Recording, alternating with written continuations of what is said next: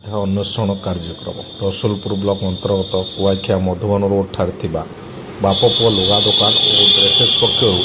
50 वर्ष पूर्ति अवसर में मेधा अन्वेषण कार्यक्रम अनुष्ठित हो छात्र छात्री शिक्षा क्षेत्र में मानसिक और बौद्धिक विकास कराइबा लक्ष्य नहीं मधुबन गोर्धा स्थित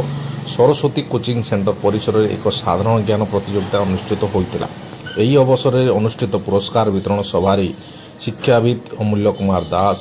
अध्यक्षता करते। मुख्य अतिथि भाव बापपुओ लुगा दुकान और ड्रेसेस मुख्य परिचालक पवित्र नायक बंटी, सम्मानित अतिथि भाव कलाकार प्रशांत कुमार साहू, शिक्षाविद प्रभात कुमार चंद और प्रफुल्ल कुमार गुरु जोगदे कृति प्रतियोगी मानक बापपुओ लुगा दुकान और ड्रेसेस पक्षर जगन्नाथ चित्र मेधावी प्रमाणपत्र और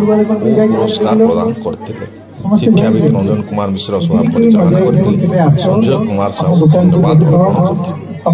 विभिन्न प्रकार पोशाक विभिन्न माने विभिन्न उत्सव समय कंपनी तरफ विभिन्न ऑफर दिया हो आकर्षक उपहार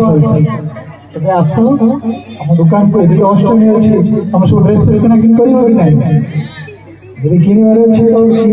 कि दुकान को बुलिक आस आस कहबार ना तुम जो क्वेश्चन जो देख लो परीक्षा जहाँ